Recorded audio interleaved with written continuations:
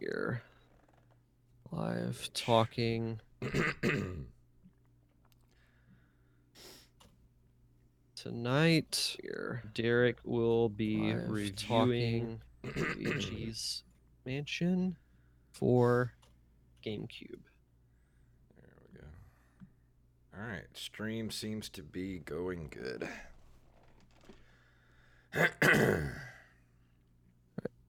That is shared. There we go. All right. I'll share it on my page. Man, I'm tired tonight. Ugh. Yeah, I've got to try and go to bed early tonight because I've got a work meeting in the morning it's in Atmore at 9 a.m. So I've got to leave at like 8 o'clock, which will be fun. Be at my usual 7 o'clock start time. I was at work early this morning. I got to work at like 6. So I've been up since like 5 o'clock this morning. Oh, geez. I'm tired. Do you get to leave early? Yeah, I left about 3:15. Oh, that's not bad. I think that's a good trade-off. Like, I would almost rather go into work early if that means that I get to leave at 3 or 4. That way you got all afternoon to just kind of do whatever you got to do. Well, and you'd be getting off before most people do, so. Oh, man. You know what? This new setup I got, like, stuffed in the corner here is just, like, all the heat from the lights is just, like, trapped in here. Oh, I bet. It's a little hot, and I can't turn the fan on because you'd be able to hear it over the microphone. Yeah, same thing with me. Blech, it's hot. All right. Let's see. All right, I've got all the tabs open and everything, so I'm good to go if you are. All right, maybe look at the Twitch stream one more time. Make sure it's good. Looks good. All right, we are good to go. All right, you ready? Mm-hmm. All right, let's do it in 3, 2, 1. Oh, wait. Let me make sure all my levels are up. All right, come on. Why are you not showing? There we go. Yeah, everything's turned down. So let me fix this real quick. Oh my God, why are you acting slow, soundboard? Come on. All right, that's up. That's up.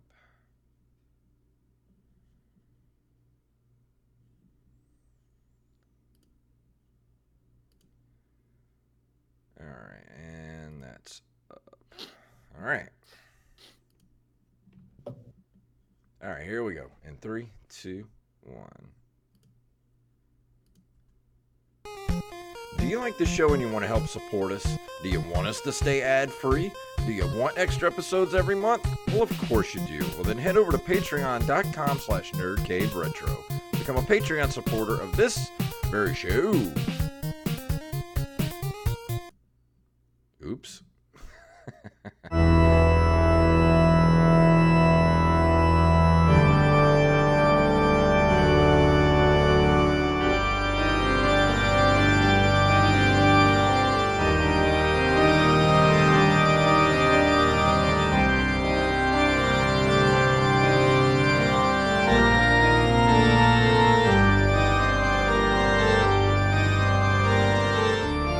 Halloween Horror Month continues, kiddies.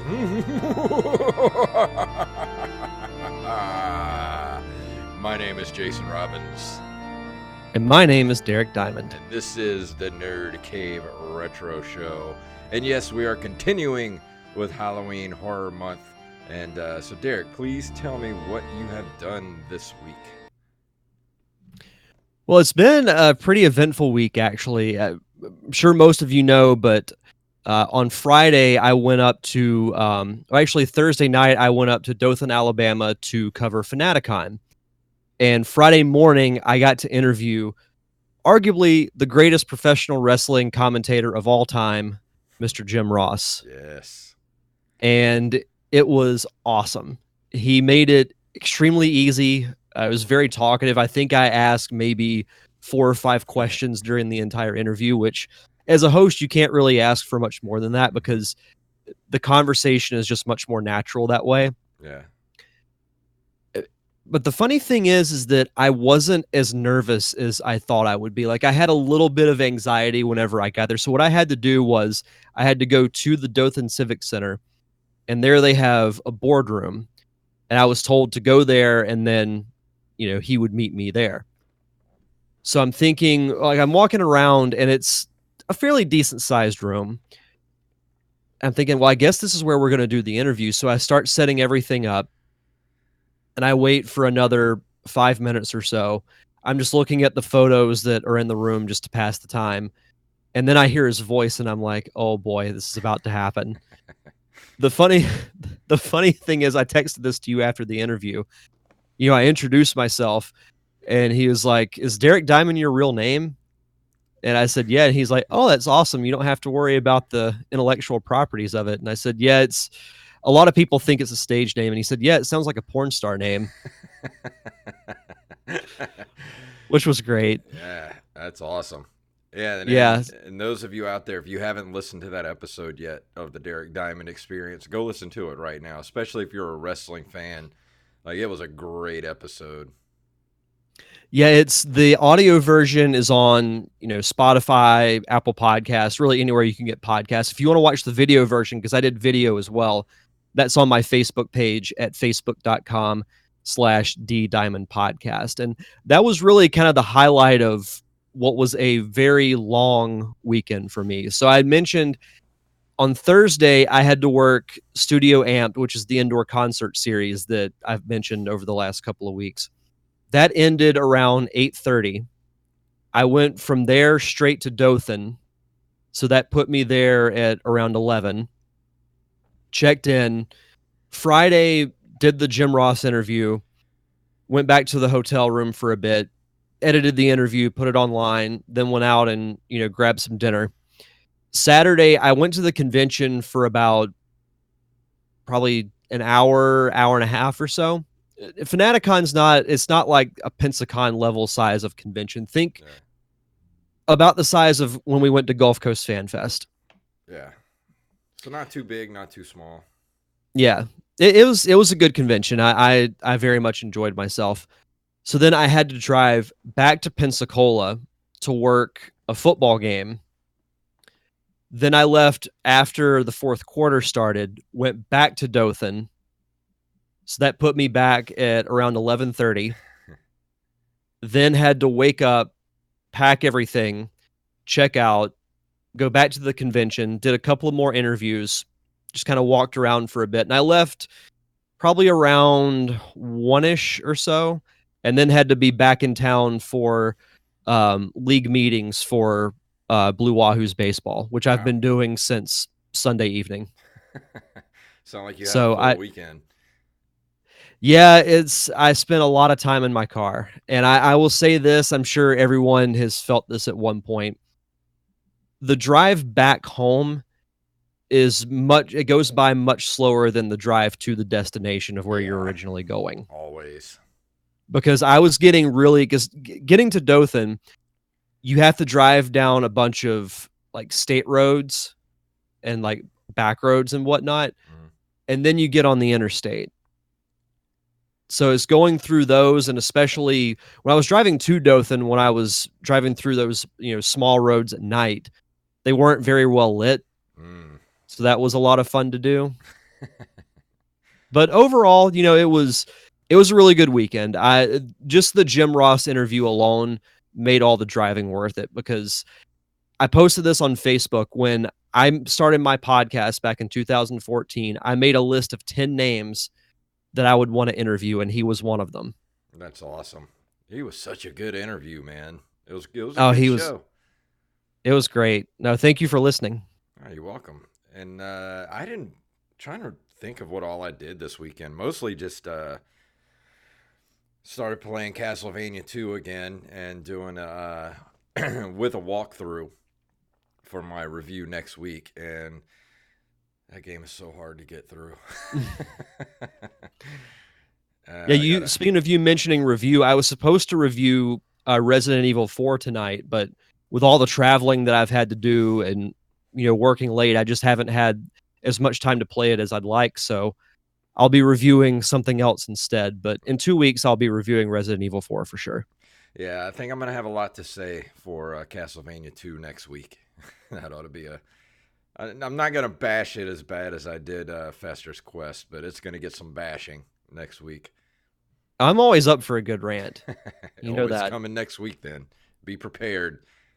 Get I'll your make popcorn get your rant earmuffs on. and popcorn. Yes. So let's go ahead and move into the news for tonight, shall we? Sure.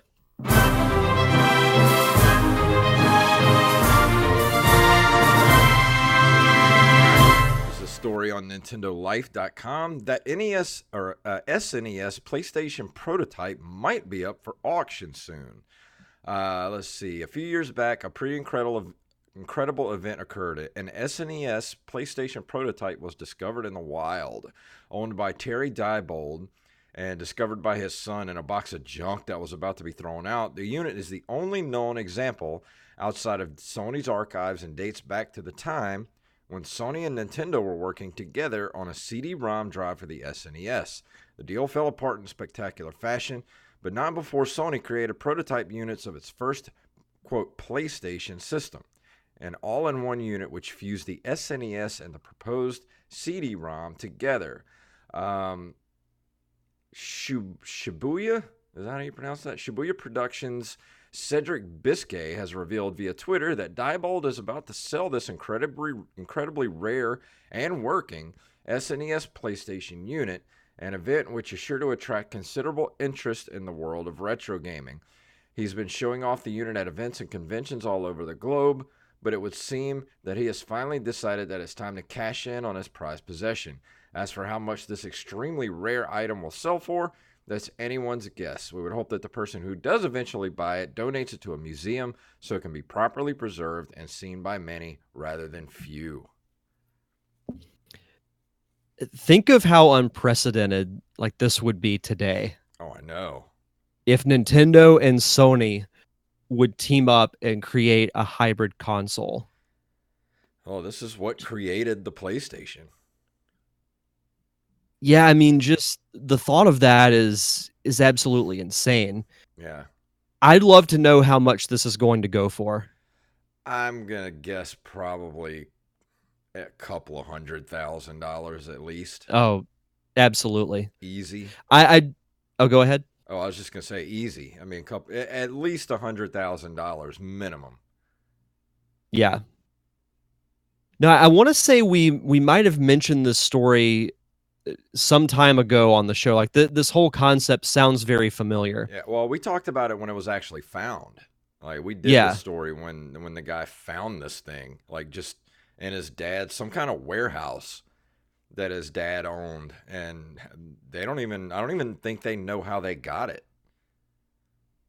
Just That's one crazy. of those things. Like, wouldn't that be awesome? This is basically a one of a kind thing out in the wild. Like, this is the only one that exists that's not in the Sony archives. Well, and there's a photo on the article as well where it shows off the actual console itself. Mm. It looks like it uses the Super Nintendo controllers, and they're playing Bomberman. You can see a TV in the background with Bomberman on it. This whole thing is just really wild. Like, thinking back in the day from having, the options between the PlayStation and Nintendo, and then, Xbox came along sometime later, but to put the two together is pretty wild. And I agree with the statement at the end of this article that I hope whoever gets it does donate it to some type of a museum so that people can actually see it. Like, it'd be cool if they actually have games for it that they can display, obviously in a case, of course, but actually display it being used, I think would be really cool. That'd be awesome. You could actually see this thing. Because this will never happen again. Like, you will never see Sony and Nintendo team up to do anything like this. No, absolutely not. This is a really rare finding, and whoever gets it, God bless him for having the money to be able Yeah. to do it. It must be nice to have that Because kind of money. I don't know, like I've made the comment before that it's not so much that I wish I had the money to be able to buy like something like this. I just want to be able to say, hey, I could buy this if I wanted. Yeah. That would be great. Mm-hmm. All right. Speaking of other great stories, this kind of made me nerd out a little bit. This is from NintendoLife.com as well. This Super Mario Brothers fan game will fire up your Super Show nostalgia. Mm-hmm. We seem to be riding a fashionable wave of 90s nostalgia at the moment, and when you combine that with Nintendo nostalgia, which we'd argue is always in vogue, you get a wistful blast so potent that it's sure to turn your hypercolor t-shirt entirely orange or green or whatever color your underarms went when it got a bit toasty. Mario fan Jesus Lopez is mixing the look of the classic kids TV show, The Super Mario Brothers Super Show, and applying that unique take on Nintendo's Plumber, specifically the animated parts with a 2D platformer with the help of his family. The show, which originally ran back in 1989, got several subsequent reruns and mixed animation with live action segments for a Nintendo cash in so memorable that we still fondly recall doing the Mario 3 decades on.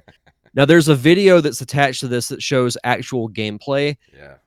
And everything from the look of it to the music and the fact that it plays just like a classic Mario platformer is awesome. And Yeah. I would love to see this become an actual reality because I would play it in a heartbeat. Oh, I'm hoping that Nintendo, I mean, I'm sure Nintendo has gotten wind of this already. They should just buy this idea from them. Especially the look of the characters and stuff. I would play this. I mean, Nintendo would be stupid to pass this up. To make So they'll this an pass it up. official, yeah. To make this an official Nintendo release, like on the Switch. Oh man, that'd be awesome. It's just everybody should go and watch like the actual gameplay of it because it even had the cool little animation. It was kind of weird seeing it, but in the cartoon, whenever characters would run really fast, their legs would basically look like spinning circles, like Sonic does when he runs. Mm-hmm. So seeing Mario do that was kind of interesting. But something that's pointed out later on in this article, and I think this would be even a worst case scenario, make this an option in Mario Maker. Yeah. That would be pretty sick. Yeah, I think that would be a really good idea because I love the way this looks, like the art style and the way the Yeah. characters like look exactly like the cartoon series, but they're a little more cleaned up and modern looking. Oh man, this would be so fun to play. I know, and just even the background, you see the giant forks with the spaghettis, Yeah. like the spaghetti wrapped around them, so it looks like trees. Oh, it's dripping with the pasta references. It's borderline racism.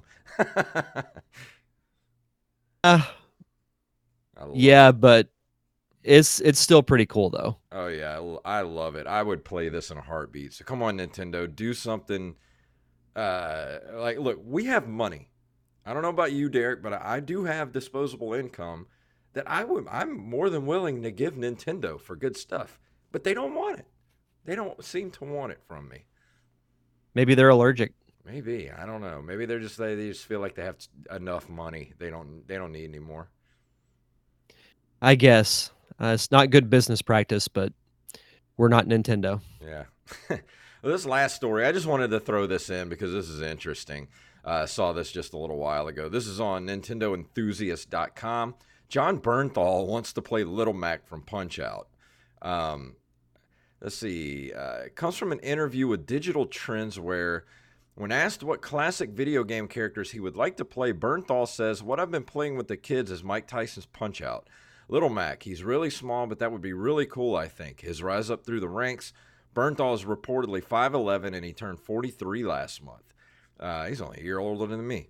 So it's a little difficult to imagine him in the role of a small young boxer. It's even hard to imagine his voice being a right fit for a cartoon rendition, but his enthusiasm is appreciated." Bernthal also floated the idea of being involved in a Castlevania project, saying, "I really dug that game Castlevania. I'm old school and probably aging myself here. That's sort of the limits of my video game knowledge." Let's see. Do you think it would be Do you think he would actually be pretty good as a Belmont or possibly even like Dracula in a Castlevania adaptation, like live action adaptation? I could see him possibly being a Belmont. I could see that too, being Trevor Yeah, Belmont. yeah, I think so too. Hmm. A Dracula, I would say no, even though he does have that kind of like villain and anti-hero vibe to him. Yeah, but that's Trevor Belmont in a nutshell. Yeah. He does he would fit that character pretty well. Now, going to the Punch Out reference that's in this article, I have an idea that I think would make it work. Yeah, I know he's 5'11 and he's 43. Make him an aged Little Mac Yeah, coming back for a for one second last comeback. fight. Yeah, one last fight. That'd be cool. Dude, Just that Ving sounds like something Rhames that would as be the like a fan film. dude. You could do Ving Rhames as the trainer. What was the Oh my trainer's name? god. How awesome would that be? I want to be trained by Ving Rhames. And dude, I was just thinking about Castlevania. I don't know his name. Let me look him up real quick. Do you ever watch American Horror Story? I have not. There's this actor on there. Let me see if I can find him real quick. I'm gonna look up American Horror Story on IMDb. He looks like Alucard. See, American Horror Story. Let's see if I can find him.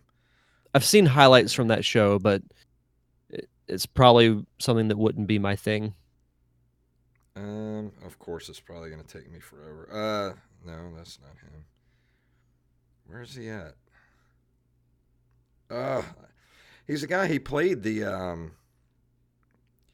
He was in the Apocalypse season, and he played the actual Antichrist. Now I can't find him on here. Come on, there's so many people on this show. Good lord. How long has that show been going on? Oh god, they're in like they're like ninth season now. Wow. Yeah, and I'm not gonna be able to find him on here, but it's not Evan Peters. It's this blonde guy who played in the Apocalypse season, and God, he looks just like Alucard on the Castlevania anime series. Like he would be a Mm-hmm. perfect Alucard. You could have John Bernthal as Trevor Belmont. Who would make a good Dracula? Liam Neeson. Oh yeah. If money's no object. Yeah. Dude, that's a good casting right there. Yeah. I'd watch that. Or even Johnny Depp. I think Johnny Depp would be age appropriate for a older Dracula that's kind of beaten down and like Mm-hmm. killing humanity because they killed his wife. I think once the anime runs its course, I'd be up for them trying a live action Castlevania. I mean, maybe with the anime success, that's what they need to really do a successful, video game movie, which I thought Detective Pikachu was fairly successful and it was a good movie. So maybe that along with this Castlevania anime might be the start of an upward trend of successful video game adaptations. Yeah, I think that'd be cool if they like Castlevania is just ripe for a good, you know, live action version. Oh, that'd be awesome. And they'd have to release it in October. Yeah, I just want to see everything Castlevania. Like I'm such a freak for Castlevania. I love it so much. I'm not even a huge horror fan, but I would go watch Castlevania. Yeah, I'd probably watch it numerous times in the theater. You see, Nintendo, like I'm ready to give you money, so give the rights to like Bloomhouse or who else could make that movie, like Lionsgate or someone who would actually do it like a rated R version. Or Jason Robbins and Wally Phelps. Yeah, we could do that, and Derek Diamond. Yeah, We could take it on. We could do it. I have confidence in the three of us. We could actually do a good version of Castlevania. I think so. But let's go ahead and move into this month in video game history. Let me play the good one here. Yeah.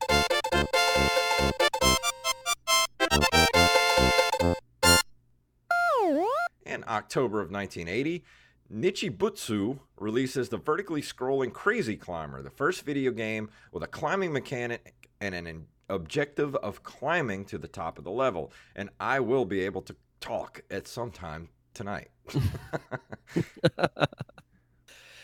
Let's see. Oh, I I'm think I not had this on Atari, didn't I? Yeah, I did. I had this on Atari 2600. I'm not familiar with this game, but it is pretty cool that it's the first video game with a climbing mechanic, because you think of so many games that have that Yeah. objective. I I think mean, this is basically think the of Donkey Kong. same kind of engine that they used for the Spider-Man Atari game. There was a Spider-Man game for Atari? Yes, there was. Really? Yes, it wasn't very good, but there was a Spider-Man Atari game. Oh man, I did not know that. Yeah, it says here is a precursor to the platform game genre. It was the first video game revolving around climbing, specifically climbing buildings before Nintendo's 1981 release, Donkey Kong. So it just beat Donkey Kong to the punch. Yep. Let's see. In October of 1981, Frogger is distributed in North America by Sega Gremlin. Who hasn't played Frogger? I love Frogger so much. I have it Oh, on Atari 2600. I still like that Seinfeld episode is still one of my favorite episodes of Seinfeld, the Frogger episode. I forgot about that one. Oh yeah, George had the high score. He was trying to save the machine. Oh, if you haven't seen that episode, you got to go out and watch that right now. Yeah, Frogger's one of those games. It's been released so many times on so many different consoles. Pretty much every generation of gamer knows what Frogger is. Yeah, I Oh, yeah. remember playing it for Game Boy back in the day, and it just has that very simple, straightforward, yet addictive gameplay to it. Mm-hmm. It makes it fantastic. I love the music too. Pretty iconic. Oh, the music's great. Also in October of 1981, the 21st, Williams Electronics releases Stargate, the sequel to Defender. Is this Stargate with James Spader and Kurt Russell? I doubt it. No, it is not. I've never heard of this game. I want to say I've heard of I've heard of Defender. Yeah, I had that for Atari 2600 too. I also had it for the Commodore 64, which was a better version of it. But I never played Stargate. I honestly didn't even know Defender had a sequel. Well, that's the thing about those games, because isn't Galaga technically a sequel to another game? Yeah. What was Galaga a sequel to? Galaxian. Yeah, it was a sequel to Galaxian. Or I could be wrong. But I'm pretty sure it's Galaxian. Let's see. Somebody's screaming at us right now over the headphones. You idiot. I'm looking it up so Wally doesn't kill us. Yeah. It is... Yep, is a sequel to Galaxian. Yes. So you were correct. Yes. I am the trivia master. On October of 1986, Sierra Online expands their quest line with King's Quest III to air as Human and Space Quest I, The Sarian Encounter. Oh, yeah, they were doing all the quest games around this time. So many quests. All the quest games. I feel like at least once a month we have one of the Sierra games come up. Mm-hmm. Oh, Sierra was big in the 80s, early 90s. Interesting. Let's see. October 15th of 1990, LucasArts releases The Secret of Monkey Island. I loved Secret of Monkey Island back in the day. I think I was supposed to review this not too long ago because they have all the Monkey Island games on Steam, and if you enjoy point and click adventures, you'd be well to go get Secret of Monkey Island. Those games are really good. Now, I remember you talking about this game off and on throughout the show. It seems like it'd be fun. It'd be one that I'd be willing to try. I mean, I'm not too familiar with point and click adventures, but I'd give it a shot. I love a good point and click adventure. I still want to go back and review it. It always kind of gets lost in the shuffle because it's not right there up front, you know. Yeah. On October 8th, 1992, Midway Games releases the Mortal Kombat arcade game in North America, which features bloody fatalities, digitized characters, and started a franchise of games and movies. Have you seen the new Terminator downloadable content for Mortal Kombat 11? Yes, I have. Oh, it looks It so looks cool. awesome. uh, I love a good Mortal Kombat game. You know, it's, when you think of video gaming in the 90s, Mortal Kombat is right up there oh near the yeah, top of the list. You know, you had those who were either Street Fighter fans or Mortal Kombat fans, and I was always a Mortal Kombat fan. yeah.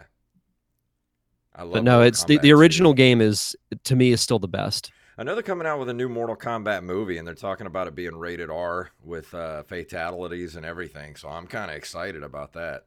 Oh, that'd be awesome. It's gonna be cool. October 15th of 1992, Sega releases the controversial Night Trap video game for the Sega CD console. We talked about this a few years ago when where they were re-releasing Night Trap for the what was it, like the 25th anniversary or something like that. And let's see. Yeah, there's a documentary about Night Trap that's on YouTube, and I can't remember the exact name of it. I'm sure if you go on YouTube and look up Night Trap documentary, it'll be on there, and it's a really good watch for the documentary. And then I know I was supposed to review this too, and I've been wanting to get Night Trap on the Switch. Like, I see it in the store all the time on the eShop, but it's like $15, and it's like it's not really a video game, so I kind of have trouble pulling the trigger on this one to get it. Like, I would love to play it just to see it, like, with up, cleaned up with an HD and all that kind of stuff. But there's not much to it, so I don't know. I kind of have, like I said, I have trouble pulling the trigger on buying Night Trap for the Switch. Yeah, no, I totally get that. And this, I remember you mentioning the documentary as well as this game. I haven't had a chance to watch the documentary yet, but You maybe at some should. point. Yeah, it's a good documentary. It's not that long either. I think it's only about an hour long, if that, maybe 45 minutes. But it's a Oh, it's great not bad. documentary to watch. And to close us out on this month in video game history, on October 17th, 1994, Sonic and Knuckles is released. It allows a player to connect previous Sonic games to the cartridge, making Knuckles playable in them. I haven't reviewed Sonic and Knuckles yet, but I know I've talked about the concept. You basically take the top off of the cartridge. You can plug in Sonic the Hedgehog 2, play through Sonic 2 as Knuckles, or plug in Sonic 3 and you get an expanded game called Sonic 3 and Knuckles, which is widely regarded as, you know, the best 2D Sonic game ever made. Oh yeah. I actually started playing Sonic and Knuckles. Okay, this has got to go away. Stop. All right, I'm turning the phone off. Sorry about that. No worries. Um, but yeah, I actually started playing Sonic and Knuckles a little bit the last week or so on the Genesis Mini. I think that's Sonic and Knuckles I was playing. I know I played Sonic 2 for a little while. Then I played isn't Sonic and Knuckles 3? Part 3. Yeah, there's Sonic 1, 2, and 3. Then after that was Sonic and Knuckles. Yeah. But yeah, I started playing that a little bit, and I like the Sonic games a lot. Those 2D games are great. 2 is still easily my favorite. But that brings us to the end of this month in video game history. And before we go into the review for tonight, Derek has a few shout outs to give. Yeah, so we'd like to shout out our Patreons, AxeBlade07, Daniel Salmon, and Justin Olson. Thank you so much for your contributions. It helps out very much with the expenses of the show.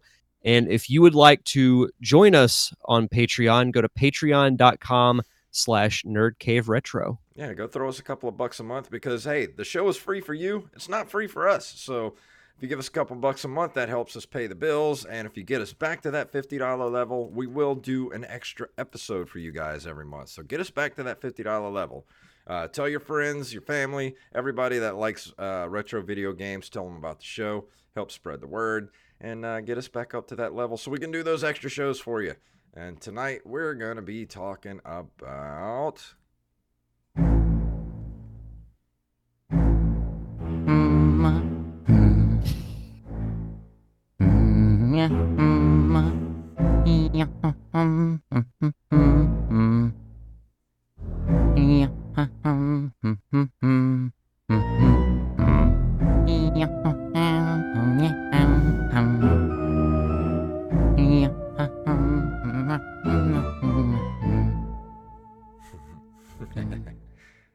I like that little humming thing.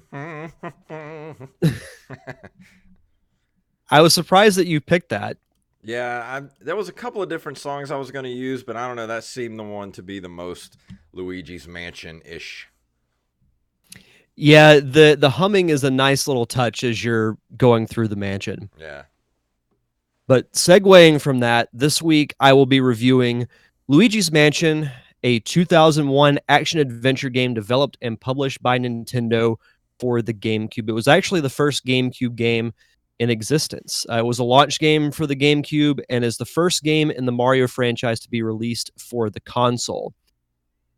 I remember that alone being really crazy when the GameCube came out because it didn't launch with an actual Mario or Zelda game, which was kind of unheard of at that time. Because, you know, with the Super Nintendo, Mario World was the pack-in game, and you had Mario and Zelda pretty much available, I think, when the NES came out. I might be misspeaking on that, but I just remember it being a huge deal that there was a Mario game, but there also wasn't a Mario game, because this was actually the first game to have Luigi's name featured in the title. Well, I think this is taught Nintendo a lesson as well, that, you know, when you come out with a console, you've got to have that, you know, you got to have a heavy hitter to help sell the console. Like Luigi himself, as much as we love Luigi, he's not going to sell consoles. I think they learned their lesson with the launch of the GameCube. The funny thing is that they had a heavy hitter in Smash Brothers, but that came out a month after the GameCube's launch, which was really strange. But it says here that it's the second video game in which Luigi is the main character instead of Mario. The first one being a game that I reviewed several months back, Mario is Missing, which this is a much better game. With players controlling him as he explores a haunted mansion, searching for Mario and dealing with ghosts that lie within its rooms by capturing them through a special device supplied by Professor E. Gadd. So the way this game starts out, because the earlier Mario games didn't really have that much story to them. You know, you had to save, you know, Princess Peach by defeating Bowser at the end of the game, but you didn't really see character development throughout the Mario games. You just ran through the levels and you beat it. So the way this game is set up is that Luigi wins a mansion in a contest that he never enters. Mario goes ahead of him to investigate the mansion. Well, Mario never comes back. So Luigi goes to investigate himself. And of course, he finds this haunted mansion. You walk in, you can't really go anywhere because pretty much every room's locked.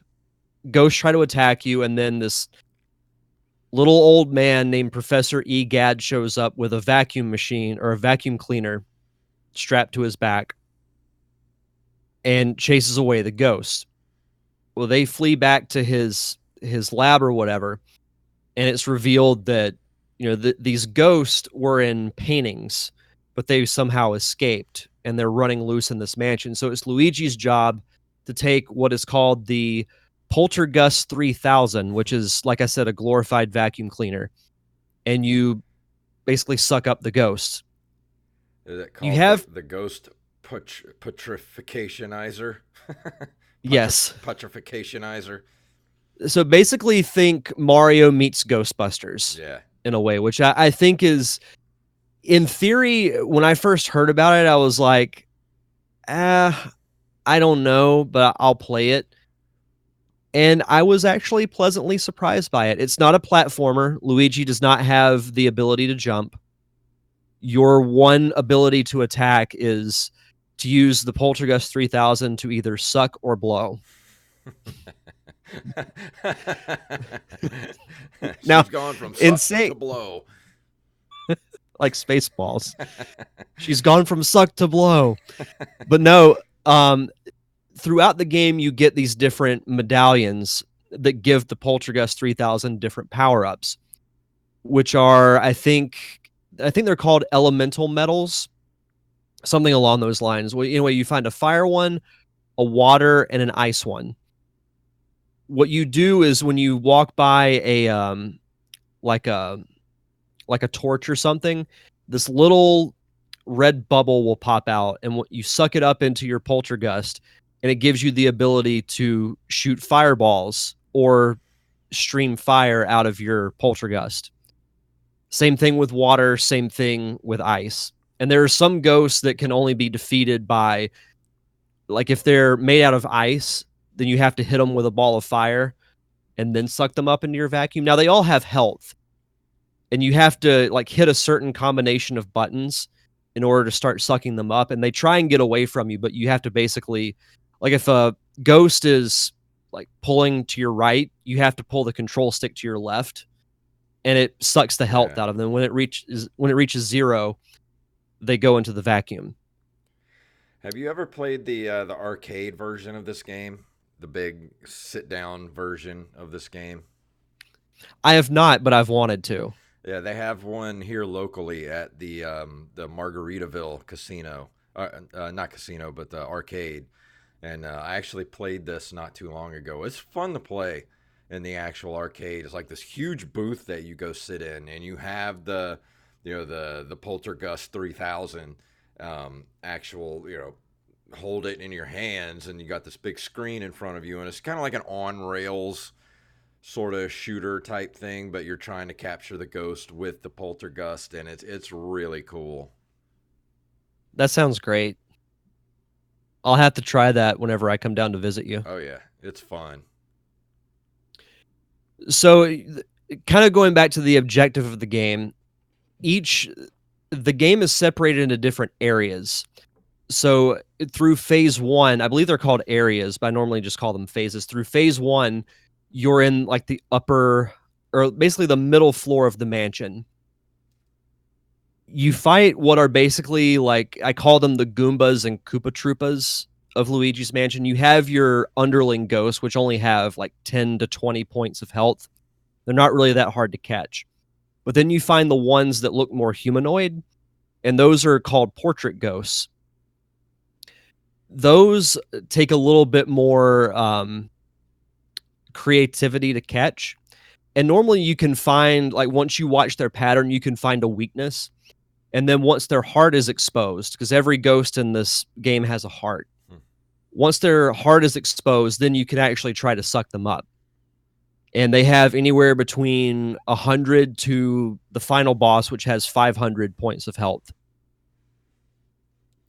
You do that, and you eventually get to the boss of that area. Once you beat the boss, you get a key to unlock a different section of the mansion.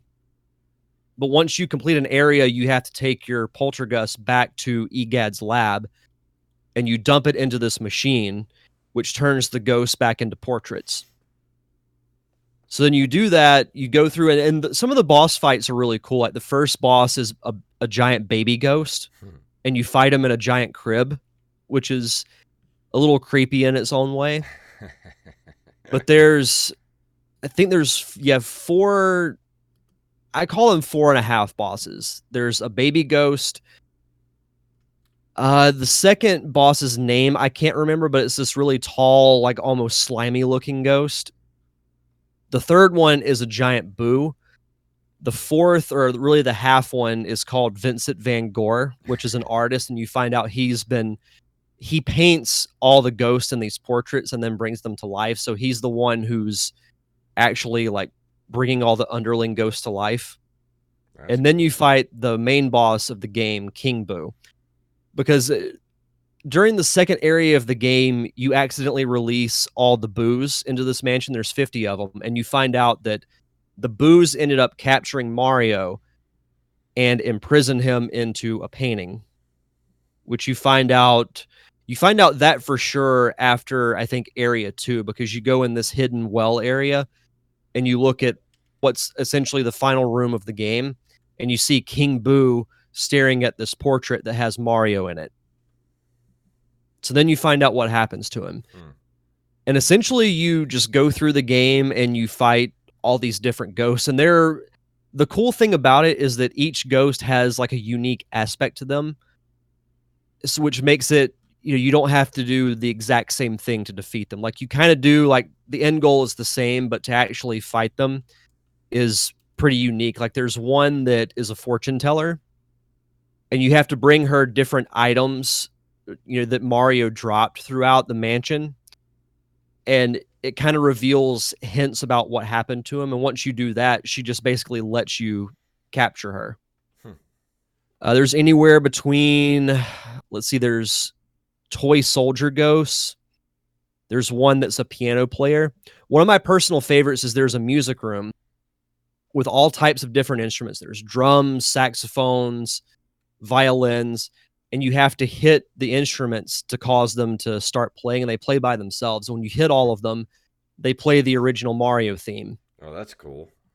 And then this ghost who's playing the piano appears, and she gives you a music quiz. Like she'll play music from previous Mario games, and you have to guess what game they're from. And once you guess them all correctly, then you can actually fight her. That's cool. So it's a pretty cool thing. There's a weightlifting ghost that looks like Arnold Schwarzenegger.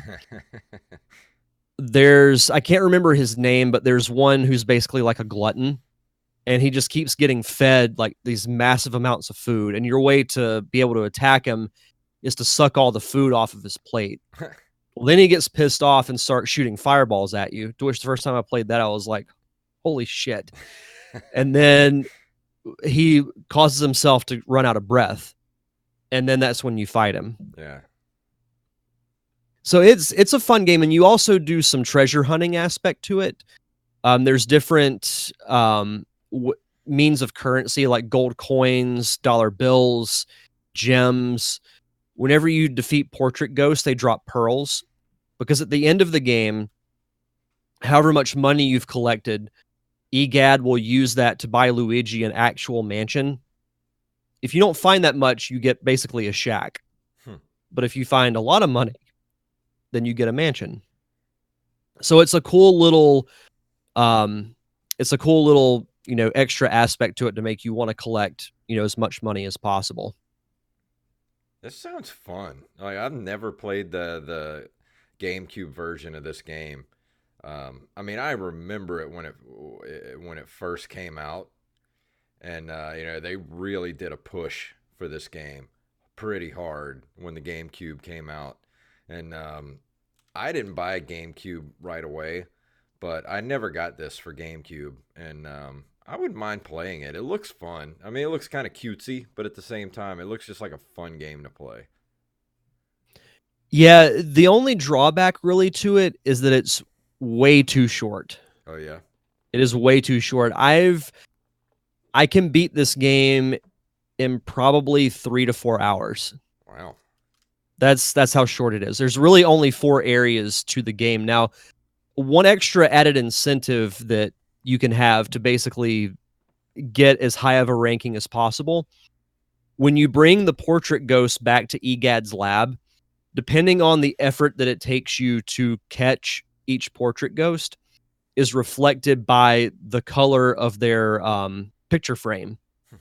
So say if you don't really take any damage while fighting a portrait ghost, or they only like get away from you once, you get a gold picture frame. Yeah. If they break away from you multiple times, and you get a silver, or if you take like fairly decent damage, and then if you really struggle, you get a bronze one. So trying to get the gold ones is something I always try to do. There's always, during that last phase, there's always one that I get the silver on, and then I get pissed. Yeah. It's usually, and there are some that are actually pretty hard to do, like the toy soldier one, because you basically have to fight 3 at the same time, is extremely hard because you can try and suck up more than 1 at a time, but it's really difficult. Yeah. There's a freezer portion of the mansion that's basically the entire room is encased in ice. And the ghost, again, all the ghosts have names, but I can't remember any of them. He's basically frozen in ice. Once you thaw him out, you can catch him. But you have these ice spikes that are falling from the ceiling that will try and hit you. So each room becomes more and more challenging as you go throughout the game. So it starts out fairly easy, but once you get to like area 3 is when the difficulty really starts to pick up. Yeah. Because also, whenever you go into a room and you catch that portrait ghost, the lights come back on, which means there are no ghosts in the room. After you beat the giant boo, you go back up to the basically the roof of the mansion or like the balcony or whatever. As you're about to go into the next area, lightning hits the mansion and the lights go out. And then the ghosts just start pouring out everywhere. Like you'll have upwards of 4 to 5 chasing you at one time. But yeah, it's there's not too much more to say other than that, other than it was a surprisingly very fun game. Like you said, the graphics are a little childish and a little cutesy, but it adds enough of a different aspect. Like it's a Mario game, but it's not a Mario game. It takes place in the Mario universe, but it doesn't star Mario. So for me to be able to get away from the platforming aspect and do something different with Luigi, as opposed to just doing a straight up Mario ripoff, I thought was actually a really good idea. And the gameplay with the Poltergust 3000 is actually a lot of fun. There was actually a sequel to this game released for the 3DS called Luigi's Mansion Dark Moon that was pretty fun too. And the third one comes out at the end of this month, just in time for Halloween. I was going to say that part 3 drops on Halloween. Yeah, October 31st for the Switch. So that'll be a lot of fun. I'm really looking forward to that game. But as far as the reception, it says commercially, Luigi's Mansion is the most successful GameCube launch title and the best-selling game of November 2001. According to Nintendo, the game was a large driving force behind the GameCube's launch sales and sold more copies in its opening week than Mario 64 had managed to sell. Wow. Despite meager sales in Japan at around 348,000 units in total, it became the 5th best-selling Nintendo GameCube game in the United States, with sales of roughly 2.19 million. It was also one of the first Player's Choice titles on the console, along with Super Smash Bros. Melee and Pikmin. Reviewers praised the game's graphics, design, and gameplay. GameSpot stated that Luigi's Mansion features some refreshing ideas and flashes of brilliance. The gaming magazine Nintendo Power praised the game for being very enjoyable while it lasts, with its clever puzzles and innovative gameplay. Let's see, Electronic Gaming Monthly gave it a 7.5 out of 10, Eurogamer 7 out of 10, IGN 7, Nintendo Life 8, and Nintendo Power gave it 4 out of 5 stars. So overall, it got pretty decent praise. Like I said, the only real knock about it is that it's just a really short game. I did say the game placed 99th in official Nintendo magazine's 100 greatest Nintendo games of all time. Hey, it made the list. Yeah, not bad. Well, and this game did have reflection on later games, because when Mario Sunshine came out, I believe about a year later for the GameCube, Mario used a somewhat of a similar device called Flood, which was like a water pump that was built by Professor Egad. I was actually thinking about reviewing that game here pretty soon, Mario Sunshine. Oh, Mario Sunshine's fun. Yeah. It's really fun. But overall, I would give this game, I'd probably give it a solid 8. Yeah, I think the graphics for the GameCube were good. It fits its theme. The only knock is I wish there was more to it because it Yeah. feels like a glorified demo in some ways. Like there's a fair amount of, content there, but I think if you had added maybe 2 more areas to the mansion, that would have really put it over the top. Yeah. I'm kind of And, interested in have being able to actually play as Luigi for once was pretty cool. yeah. I think I'm kind of interested in the Luigi's Mansion 3 coming out for the Switch. I am too. I've started to see a little bit come out about it, but I'm trying not to really read anything about it. Yeah. But it's one that I'm definitely gonna buy when it comes out because the gameplay is surprisingly addictive. Hmm. I think you should, when you come over, we'll go to the big arcade here and we'll play it. Cuz it's fun to play. Like it was actually a set about it in here. Let's see that Nintendo released Luigi's Mansion Arcade, an arcade game based on Luigi's Mansion Dark Moon, developed by Capcom and published by Sega. Game uses the same plot as Dark Moon, but goes for a first-person on-rails gameplay style and utilizes a special vacuum-based controller. Game is mostly found in Japanese arcades, although some cabinets have been localized and released at select Dave & Buster's locations. And of course, we have one here at Margaritaville. I can't wait to play that, It's so fun. especially if it has a vacuum-based controller. Yeah. That's awesome. Yeah, and it's like this huge screen in front of you, so it's really fun to play. But yeah, that's my take on Luigi's Mansion. I think if you have a GameCube, it should definitely be in your collection. It's a lot of fun, and it's Yeah, a launch title, so I need some good I feel like it's GameCube a games. must. I want to start collecting for the GameCube again. I used to have a bunch of games, but I got stupid and I sold it. Let's not get Same. into that. No, I mean I did the same thing. I thought I had Sonic Adventure for the GameCube because I had it for the longest time, but just couldn't find my copy, so I had to go buy another one. Well, I think I sold my GameCube and all of my GameCube games, I think for an Xbox 360, if I'm not mistaken. Like I just went and traded it in at GameStop at the time, got probably like $20 for it with a bunch of games to go towards an Xbox 360. I don't know, it was something like that. I just remember selling it all at once and had about 10 games, GameCube. I did some stupid shit back in the day. Yeah, same. There's a lot of stuff that I wish I hadn't have gotten rid of. Yep. But that's going to bring us to the end of the show. Is there anything you wanted to tell everybody before we walk out the door here? Yeah, so this upcoming Thursday on the Derek Diamond Experience will be my full recap from Fanaticon this past weekend, and then after that, we'll be going back to the traditional format. If you want to check out that episode, it comes out this upcoming Thursday on all podcasting platforms, Spotify, Apple Podcasts, Stitcher Radio. You can follow me on all forms of social media at D Diamond Podcast. And a little update on my short film, The Parker Syndrome. It was selected as a finalist in the Florence Film Awards, which I know Survey, which both Jason and I were a part of, won Best Fantasy Film, I believe, last month. So we'll keep our fingers crossed to see what happens with The Parker Syndrome. But even worst case scenario, being a finalist is pretty awesome. Yeah, that's a good feeling to at least know you're in the finals. Yeah, so I'll keep everyone posted on when I find out more information. Should be finding out more info on other festivals over the next week or two. And you can find any information on the Parker Syndrome, facebook.com/the Parker Syndrome, and on Instagram at the Parker Syndrome.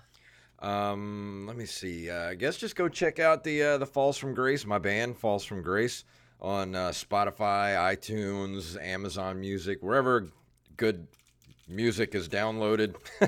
You can look up Falls from Grace, our new EP, Thelma, Thelma, Thelma, and that's our new EP. Go listen to it, leave us a review, and you can follow us at FFG Band on Instagram and Twitter. And I think that's going to do it tonight. So Derek, I'm ready to go. What do you say? We have one more comment from the chat room. Oh, okay. Turn Up the Bacon asks, isn't there an on-site NCR show coming soon? Yes, I still need to get that coordinated with LB at the Wayward Crack, and I want to do that sometime in late November. So I will let everybody know once I get that all the details settled. So I will actually talk to LB this week about that. Sweet. No, I'm excited for that. Absolutely. I'm going to go ahead and play our music here. Whoa, that's loud. Let me turn that down. Woo! Yeah. If you'd like to email us, you can email us at nerdcaveretro@gmail.com. We are at nerdcaveretro.com. We're on Instagram and Twitter at nerdcaveretro, and individually at jfunktastic and at Derek_Diamond. We're at Facebook at facebook.com/nerdcaveretro. We're on Patreon, patreon.com/nerdcaveretro. And as always, leave us a review wherever fine podcasts are sold. So, Derek, please tell everyone what it's all about. Do the Mario! Hey, paisanos!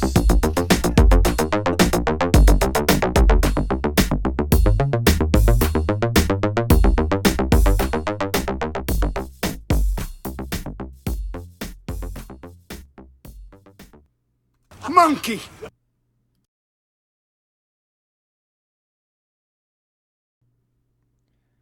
That was a fun episode. Yeah. All right, One of my better reviews, I felt like. Oh yeah. Oh yeah. Turn Up the Bacon says he will help bring it live. So yeah, I will probably need help getting all the detail stuff. As far as like getting PA set up and all that kind of stuff. So we need to get all that stuff worked out and set up, and we'll work on that when I talk to LB. Because I know he's got a PA in there. I'm just not sure if it has a USB hookup Mm-hmm. to be able to, because I know you're going to bring your Tascam, right? And we can just record straight off the board with the Tascam. Yeah, the way I can do it is I've got a USB mixer, and I can just plug my Zoom recorder into the back. Okay. And record the audio that way. Yeah. And then hopefully I'll have my laptop by then, and I can play all the soundboard stuff. But sorry, I'm trying to eat an apple head. No worries. It's really sour. But yeah, hopefully, if not, I can maybe I can load everything on my phone and be able to do it that way. I don't know. We'll have to see. Because I don't want to do the show without the sound effects. I just got to figure out a good way to be able to do that. Well, the sound effects are a staple. Oh, yeah. But I'm going to go ahead and go so I can get this thing edited up. And thank you guys for watching us. Thank you, Bacon, for joining us in the chat room. And we will see you guys next week. Goodbye.